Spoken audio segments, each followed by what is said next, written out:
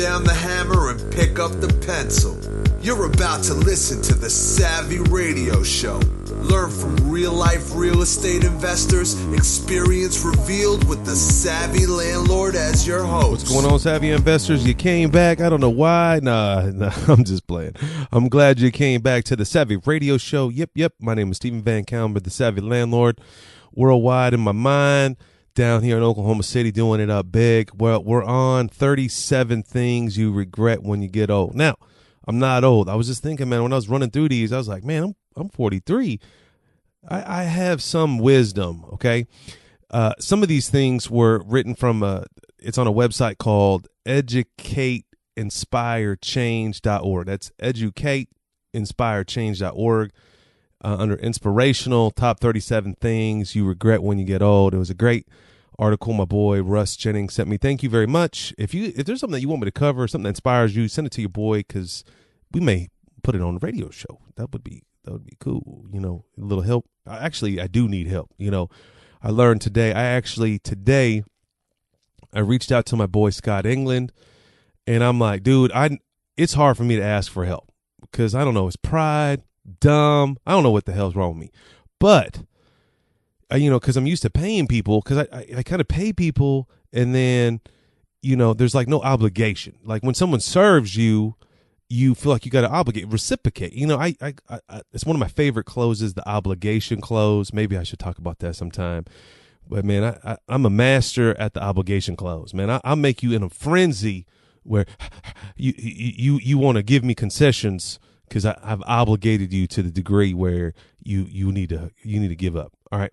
But so this is about 37 things you would regret. And so this is episode 1 and 2 already. I'm on number 3. You should check those out. Number 1 is on episode 356. And then the next one is probably 358. Okay, that's Thursday. Anyway, so back to it. And it was a little emotional on the last one. My bad. I got a little choked up because, making a difference in people's lives should juice you up. Anyway, we're on number 21. We'll knock this episode out, and it will be a 3-part series. Number 21, neglecting your teeth. Ladies and gentlemen, boys and girls, man, I know people that don't brush their teeth, all right? For real. Personally, I know them, all right? You need to brush your teeth. I was that guy. I was so dumb and uneducated that I didn't think I could afford insurance. Now, I don't know where dental insurance is today, but 15 years ago, when I was a super entrepreneur by myself, about 15 years ago, it was $20 a month, right? And that $20 equates to $240. And that $240, insurance people don't lose, right? You're not going to get over. Like now I pay for my own dental out of my own pocket. But, when you add it up, $240, get 2 cleanings and an x-ray, it's a pretty good deal. And I neglected my teeth for years. That's what old people say. That's the 21, neglecting your teeth. Listen, just do it. Get the electric sonic toothbrush, knock it out. I just started flossing. Seriously, I'm 43 years old. I would say this year, 2017, every time I go in the dentist, she's like, you got good teeth. You got no, but you need to start flossing more. And I was like, man, I know. But I went to the Dollar Tree, the dollar store, and I found floss on a plastic thing. Nobody, when you in your own world, no homie comes, hey man, I've lost my teeth. Nobody talks about it, right? Well, I'm talking about it today. Go to the Dollar Tree and get flossing on little sticks. I don't know what they're called. They're $1 for a pack of 40, 60, 30, whatever, and start flossing. It takes 2 seconds. It's awesome. Do it. Brush your teeth. Come on, guys. Do it. I'm telling you, the pain that you're going to have with dentures, the pain, and I went through root canals, and I'm telling you, I'm like religious about it. I every time I go to dentist, I'm like, can I come back again? Like 3 times a year instead of twice? Do it. Clean your teeth. If you're shy about it, that was one of the things I regretted as a child. I got braces later in life. I mean, probably 10 years ago, I got braces. It was dumb. And so I was 33 when I got braces. I was like, man, why did I wait so long? It was the best 4Gs I've ever spent. And of course, I had to do it on my own. You don't know my story, but I had no one helped me. I didn't know, uneducated, la da da da da. and I'm figuring it out now. And that's why we're doing a Savvy Radio show. I'm educating you. I know I'm spending 3 effing minutes on neglecting your teeth.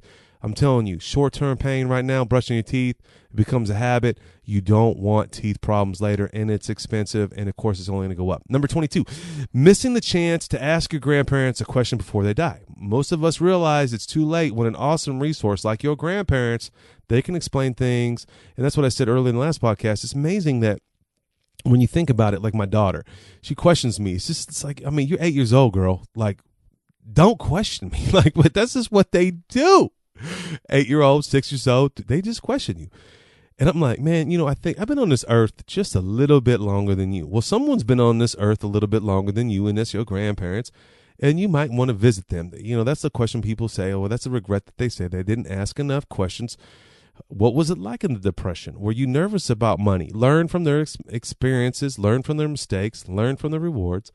And you'd be surprised what you can do. So don't have that regret, number 22, from asking your grandparents or older people questions. Number 23, working too much. Man, I'm 43. I just figured that out. Thank God for real estate. Bing, bing, real estate has provided this most amazing lifestyle. I sound like a TV commercial. I know it's whack. I'm sorry. I'm not trying to be prideful, but listen, get into real estate. If you're not in real estate, hold on. It wasn't easy. Read my book. I went through hell. But I'm on the other side of the fence now. And enjoying life is much better now than it was before. And I still see, even my wife, we're debt free. And I see my wife, friends, still in college debt, 15, 20 years later. Don't be that person. When no one looks back on their deathbed and wishes they spent more time at the office. You've heard that before. They wish they spent more time with who? Their family, their friends, and even your hobbies. Listen, get off the TV, stop working, stop fooling around, wasting life. Get a hobby, enjoy, call your friend, go out, have a cocktail, connect with somebody on the phone. I'm telling you, life will be much better. Get off from working 24 hours a day. I used to know this homie. This dude worked like 20 hours a day. I mean, seriously, he worked so much he fell asleep on the keyboard. I mean, I like that dude. I love that homie. But, what are you doing? You're missing out on life. Working too much. That's a big regret. Number 23. 24, not learning how to cook one awesome meal. Hey, I don't give a rip about that. I know how to make a shake. That's how I do it now. But, not knowing one word. I know how to make spaghetti. I know how to make cheeseburgers. That's about it. A few other items. I'm a typical male. Maybe not. I don't know. But here's the deal. That's a regret that someone has. Good for you. Go cook something. Learn something new. Number 25, not stopping enough to appreciate the moment. Man, I am trying to break my daughter off on this. We just went on an awesome, amazing trip. It was super inexpensive. That's what you should do. If you got a friend in Oklahoma, hey, you can buy a $300 plane ticket and experience Oklahoma bombing. We got rapids. We got horses. We got activities. It was a great experience for myself and for my daughter. But I noticed that my daughter was worrying about the next thing. What's the next thing we gonna do, Daddy? Hey. We in the middle of a mountains up in Waihassee River in Tennessee, floating down the river. It took 3 hours. I'm like, don't worry about McDonald's. Worry about the moment. Stop. We don't take enough time to stop and enjoy the moment. Young people are constantly on the go, thinking about what's the next thing they're going to gain. Do it now. Stop what you're doing and enjoy the moment. This one's for me. Number 26, failing to finish what you start. Man, I struggle majority of my life on this one, and I got one book. I'm almost 80% done, and I haven't published it. It's about banking. And I got another book. I'm about 50% done. And I mean, that is a regret that I have. And you got to set, Anthony Robbins, we're motivated by pain or pleasure. Set rewards. I'm listening to another book right now. It's really interesting about, endorphins in our, when we get rewards or set rewards, our endorphins go off. And, my endorphins go off when I finish something. So finish. Finish as much as, if you had bad dreams of becoming a nurse, but you never even signed up for the course, sign up and be a finisher. Do it. Do it now. Number 27, never master one awesome party trick. I don't know who wrote these, but you will go to hundreds, if not thousands, of parties in your life. Wouldn't it be cool to be the one at the life of the party? Yeah, I would definitely when I coach people, especially if you're prospecting for funds or building relationships with bankers, you've got to be able to entertain and tell great stories and be likable. Okay, people they want to do business with the people they like. So, this is so funny. Mastering one awesome party trick. That's kind of funny. I don't have any party tricks per se, me personally, but I do try from the Dale Carnegie book to master and make people feel great when I'm talking to them, for example, at a party. Number 28, letting yourself be defined by culture expectations. All right. I didn't say a hair bun or dude bun or guy bun or I don't know, the bun on the hat. I don't know. But if you follow me on Facebook, I just post a picture of a guy with a hair bun sitting at McDonald's in front of a fireplace with Wi-Fi in a LA. I mean, that's just crazy. But the point of what I'm trying to tell you is letting yourself be defined by the culture. Man, if you're punk rock, be punk rock. Be whoever you want to be. I was in that culture. Now I'm trying to be a little bit more sophisticated investor. I don't want people to know that I have 12 tattoos, maybe 13, maybe 1, maybe 100. Does it really matter? Does that define me? No, it doesn't define me. So you don't let culture. That's a regret. Number 28, that you weren't who you were. You didn't live the life that you wanted to live because you were in the hood, and you have to be a hood. Okay, you can be in the hood and come out of the hood and be sophisticated in whatever arena you want to be. Number 29, refusing to let friendships run their course. People do grow apart. Cling to what was instead of acknowledging things have changed can be a source of ongoing stress and aggravation. Listen, I learned this. This was probably the hardest thing when I was in high school. I was a super nerd in high school. I moved from New Jersey to California, and there's this guy, Joe Edwards, welcomed me. I had a bowl cut. I was chubby. I was in basketball, and the dude, warmed up to me, and man, it changed my life, right? And then, in high school, man, we were inseparable. I mean, he taught me, he's like, man, you got a bowl cut, you need to cut that. I mean, what a great friend. Now, we grew apart in high school. It was hard, but I realized this is not the friendship that's going to go down the road. And even today, 2017, July, I'm very cautious on who I hang out with, the calls that I take, the time that I'm spending with people, not because I'm cool, because I realize that life is ticking bomb, and I don't want to have regrets. I can't replace time. This 20-minute podcast is a one-time shot, and I'm out, right? I just gave up 20 minutes of my life. Hopefully it impacted you. So sometimes you got to for sure, you should let naysayers out. Anybody that doesn't understand what you're doing, like, you should be here's the thing. If you can't tell somebody something about what you're doing, the success, they can't enjoy the success with you, that's not your friend. Like, I was like, a massive transaction just happened in my life. Who are the few people that I call? Who can I call them and say, dude, this just happened to me. I just got this deal, and it's not going to affect our friendship. They're not going to be like, damn, that didn't happen to me. They're like, wow, that's awesome. Let's get together and celebrate. That's what kind of friend. If you look through your phone and scroll down your phone and something positive just happened to you and you can't call that person and you can't call your phone list, then they shouldn't be your friend. Okay? So decide now who's going to be your friend. Now, some of your friends, you might have a long-term friend that you love, and they get married or they get divorced and they change. Okay. Sometimes it hurts. You just got to fade it away, but be who you are and cling to who you have and enjoy it. Not refusing to let friendships run their course. Things happen. Let them happen. Number 30, not playing with your kids enough. Woo, bam. Not playing. I'm telling you, that's Steve VanCauwenbergh. Right now, man, I'm telling you, I'm getting a little bit old, but when you're old, you'll realize that your kid went from wanting to play with you to get out of my room in a blink of an eye. And I haven't experienced that, man. My kids are young.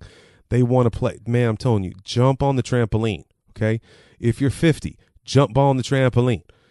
Play with them. Play with the grandkids. I think that's a big regret. Of course, family on a deathbed, I wish I would have spent more time at the office.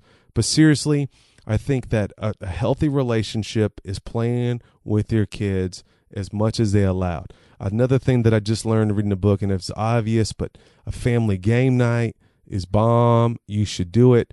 I was talking to my friend the other day. He spent ungodly amount of money on a pool and all this stuff. And this is the great thing this dude said to me. I mean, he spent a lot of money on a pool. I mean, an in-ground pool. I mean, it's top dog. Like, it's got a fountain in that mother.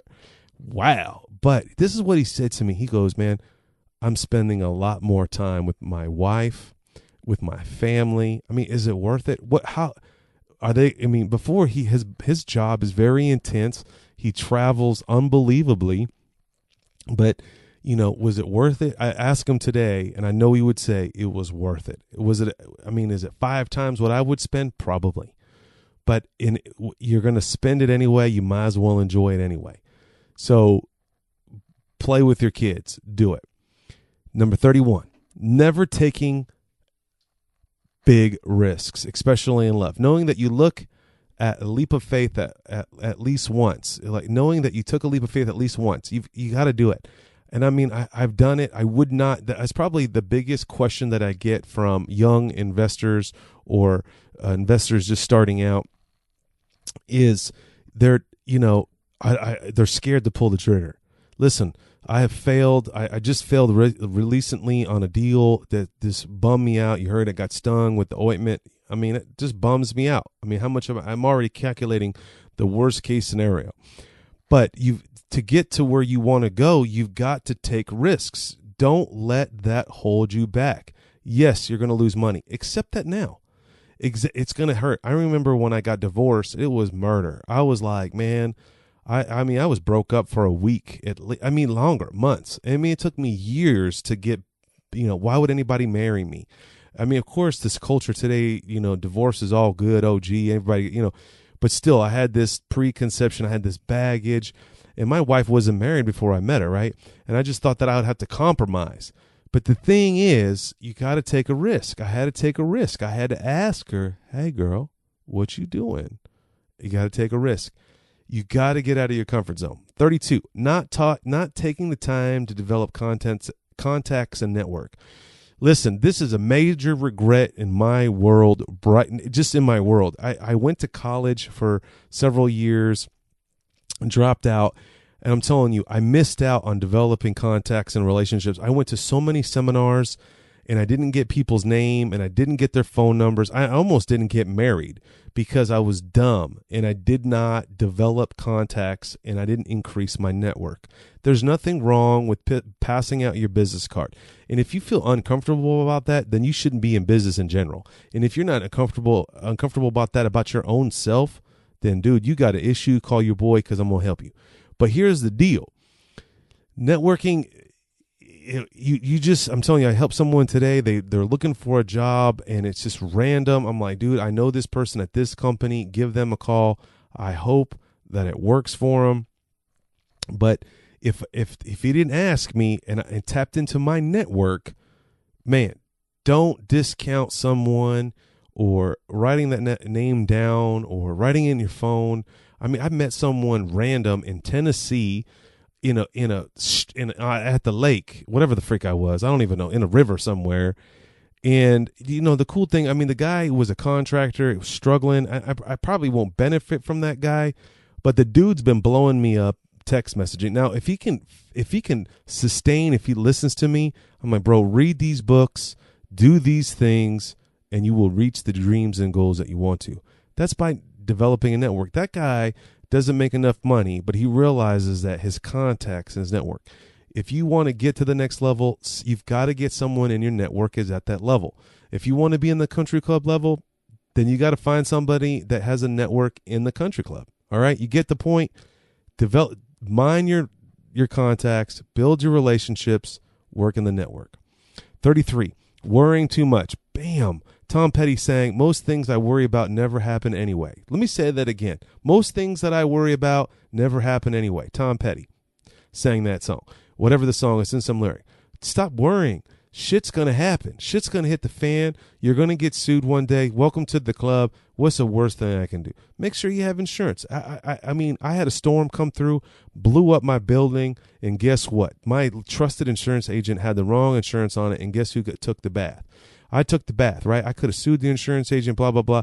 But that's really my fault, right? Because I'm the one that signs the documents. I'm the one that is responsible, but I made a mistake because I was moving too fast. Did it cripple me? Yeah, it set me back a few thousand. Yeah, it sounds so cliche, a few thousand. I mean, back then it was murder, man. I was eating ramen noodles back then when I got my first commercial building about 8 years ago. Still where I'm at today. I don't worry about it. You know, the other day someone stopped by the office, blank, blank, blank. They were looking for somebody. It was kind of a dramatic situation. Come to find out it was an old tenant. You see what I'm saying? But we worry too much. Here's the thing. We only have right now. That's all we have right now. So I can't change. I love the scripture. At a false or pure motive, it's like Philippians somewhere. I know I'm quoting scripture. Where is this coming from? But at a Philippians somewhere in the Bible, in the first chapter in Philippians, it says, at a false motives, God's going to be preached.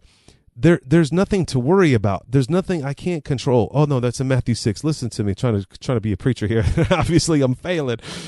But it's in Matthew 6. It said, don't worry about the birds. Don't worry about what to eat. God's going to take care of that. I mean, it always happens. Someone's going to provide. That's why people get all weird. Like, I just acquired an asset the other day. I did not have bank funding lined out. Most people would not put an offer in, and I didn't know. Seriously, I didn't know if I was going to get this deal. And honestly, I didn't want to get pre-approved because I didn't want to pull my credit. I didn't want all this drama. But I put an offer in. I had to convince the realtor. She was not happy. She slapped me in the face. I convinced her. I flexed the muscles on her, put the freaking offer in, trust me, and I just got approval from the loan. Now, it's backwards, but sometimes you just got to not worry about it and just do it. If it was meant to be, it's going to happen. If it's not meant to be, it's not going to happen. But I'm not going to worry if I'm going to get the loan or not. If it's meant to be, it's going to happen. I don't know if it's a religious thing, a Christian thing. I don't know what it is. A faith. I think it's a faith thing. I've made it this far. Man, believe me, Satan attacks me. I get all juiced up. When I was going through depositions on my slip and fall case, and this happened, and this, when I go home, that's all I worry about when I get home is like, did I say I love you to my son? Because did I wrestle with him? That's what I worry about. Did I say goodnight to him? Did I pray with him? Did I read a book with him? That's what I worry about when I'm home. When I'm on my job, I just work about the best I can. Yeah, last night around 6 o'clock, did I call the appraisal in? Oh, I forgot, right? I can't call the guy, so I email him. Now, I do have to-do lists. You should be diligent in your business, but I'm not worrying about it. I'm trusting the system that I've created.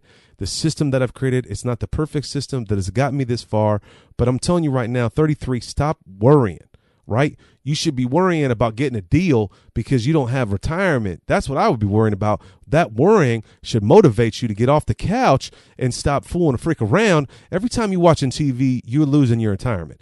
If you watch the movie What the Health, someone watched the movie today. I was at a place at a closing today, and the chick told me, I watched the movie, it changed my life. No, this dude called me. He's like, the movie changed my life. When I compared that in the movie, it compares that when you eat certain types of food, it's like smoking 8 cigarettes. He's like, I'm smoking, you're eating your life away. When you're sitting on the couch, fulfilling someone else's dream on TV because you're giving them ratings, dude, it's like you're cutting time off your life. Get out of the couch, get out there, get your A in gear, and get it done. 34. Getting caught up in the needless drama. I just broke that off, worrying. Same thing. Who needs it? I posted a quote the other day. I read this somewhere. I think I read it in the Rich Dad Poor Dad book. It's like, an idiot arguing with an idiot is two idiots. I mean, you arguing with an idiot, it makes two idiots. That's my new thing for 2000. I'm not going to argue with people. You're going to get off, you're going to get a tenant, you're going to get frustrated with me, I'm going to shut it down. I'm not going to argue with you. Okay, thank you. Either it's real cut and clear, you pay your rent or you out. There's no argue. Well, no. I'm not going to argue with people. You can get mad. I'm just going to stay to the gun. Nope. Sorry. 35. Not spending enough time with loved ones. I beat that to death on this deal. Not spending enough time with loved ones. Our time with loved ones is finite, not infinite. finite. Okay. It's short. Make it count. Make it worth. I know right now that you should be calling your wife, texting her, or your dad, or your granddad. I know today you need to be writing someone a card. Yep, go to Walmart, or not Walmart, Dollar Tree, or wherever. Go buy a $1 card. Cards are $5 now. Who prints $5 cards? Print out a card, okay? Sign that deal out of your computer and give it to someone. It's going to make an impact in their life.